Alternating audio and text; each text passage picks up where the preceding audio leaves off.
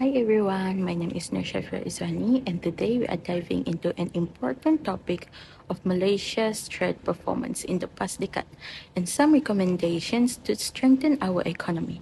Let's explore how trade has shaped Malaysia and where we are heading.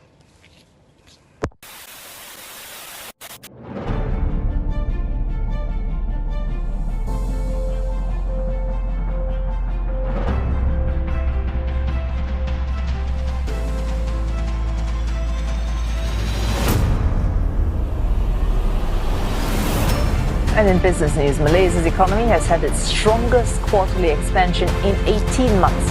Q2 grew. Experts see a promising outlook, projecting a growth rate between 4.5% and 5.5%. While onset, the country's trade performance had shown an upward trend for the first 2 months of 2024, recording a growth of 8.3% to 446.43 billion ringgit compared with the same period in 2023.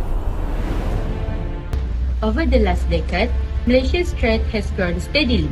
From 2015 to 2024, both exports and imports have increased, with Malaysia consistently achieving a trade surplus, meaning we export more than we import, bringing extra money into our economy. A major jump happened in 2021 and 2022 when exports soared from 1.241 ringgit Malaysia billion to RM 1.55 billion. This was due to global demand bouncing back after the pandemic, where business reopened and more people buy things. However, in 2023 and 2024, we saw a slight dip in trade. This was expected given global challenges like rising costs and inflation. Despite this, Malaysia's trade balance remains positive. Malaysia's trade success mainly comes from domestic exports, which have steadily grown and peaked in 2022. Re-exports or goods imported, then exported with minimal change, are smaller but still important. It increases in 2021 until 2022, remaining high despite a slight drop in 2024. We can see a notable change where both were at their highest post-pandemic, showing strong trade growth but has slowed down after that.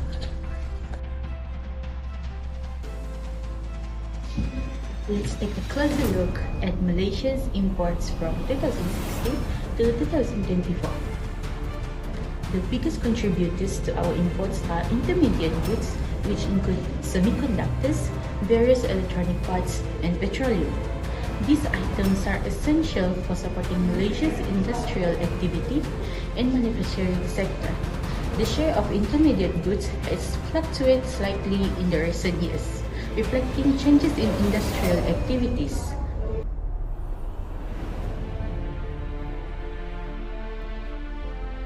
Let's focus on major export and import sectors.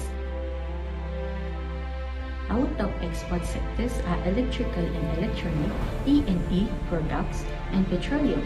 These industries are vital to Malaysia's economy, supporting jobs and manufacturing. On the import side, we rely heavily on E&E products, followed by petroleum products and machinery equipment and parts sector. This sector supports Malaysia's economy in job creation, attracting investors to invest in E&E sector, as well as supporting other industry by providing parts and technology needed for different products. Moving to Malaysia's major export destination. Our main export destinations are Singapore, the USA, and China. This is due to the demand for electrical and electronic products and palm oil, strong ties with countries like China and Singapore that encourage cooperation in areas of green energy and technology, and stronger connection with Asia.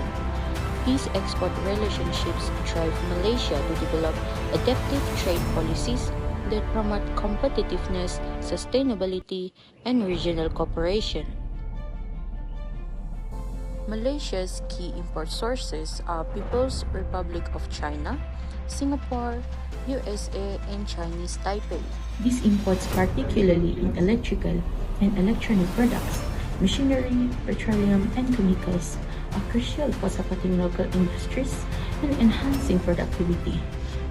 For example, the reliance on imports components like semiconductors supports local assembly and production, driving growth in this industry. On the other hand, the dependency on imported fuels impacts local energy prices and production costs. Let's get into trade or free trade agreement (FTA) countries in Asia. Malaysia actively trades with Asian countries like Singapore, Thailand, and Indonesia, especially exports benefiting from reduced tariffs under the Asian Free Trade Agreement. Now, let's go through the export by state in 2023. Domestically, states like Pulau Pinang, Johor, and Selangor lead in exports, contributing nearly 70% of the total in 2023. Pulau Pinang alone accounted for 31.5%, showing its strong industrial base and focus on manufacturing. We can see some regional economic disparities and strengths. For example, urban versus rural divide. Urban states like Pulau Pinang, Johor, and Selangor dominates exports, while rural areas such as Kelantan and Terengganu lag behind, highlighting uneven economic development.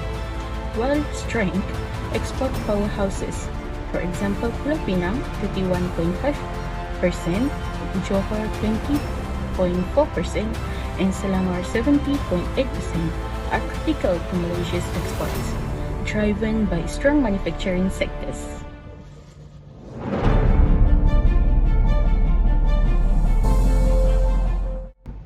It's time to talk about the future. Malaysia faces challenges like global economic uncertainties, rising costs, and reliance on imported fuels. Here's how we can strengthen our trade and economy.